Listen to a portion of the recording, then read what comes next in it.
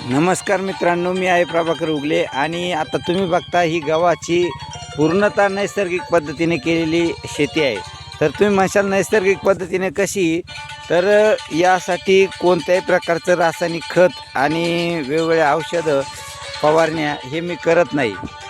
तर तुम्ही म्हणशाल मग हा गहू तुम्ही बाजारात विकता का? बिलकुल नाही.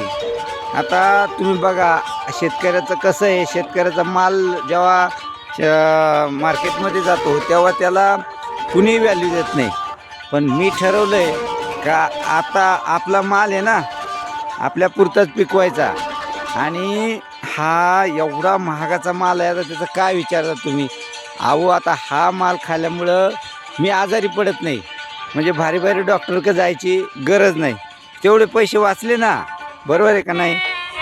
अहो मोठ्या मोठ्या डॉक्टरकडे जायचं, त्यांची अपॉइंटमेंट घेणं साध्या शेतकऱ्याला इतकं कठीण आहे का त्याच्याकडे तेवढे पैसेच नाही. अहो त्याच्यापेक्षा मग सोपा उपाय ना, विषमुक्त शेती करा, नैसर्गिक. आपल्या बाप जादे कधी आजारी पडत नव्हती, पुन्हा त्या शेतीकडे वळा.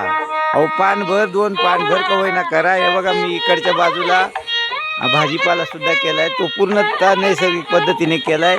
ठीक आहे, वांगे थोडे कमी लागत आहे, भेंड्यावर थोडा मावा पडतोय, पण मग राख टाका, पारंपरिक काही गोष्टी ते करा आणि अतिशय उत्कृष्ट असं उत्पादन त्याच्यामध्ये होतं आहे.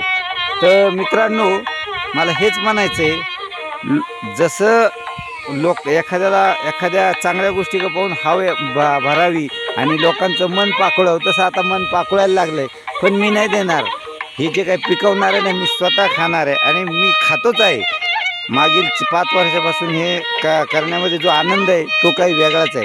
कारण शेतकऱ्यांची प्रत्येकजण किंमत करतो. बाजारात गेल्यावर 20 रुपयाची जुडी 15ला दे म्हणणाऱ्या त्यांच्या तोंडाला पाणी मी आणतोय.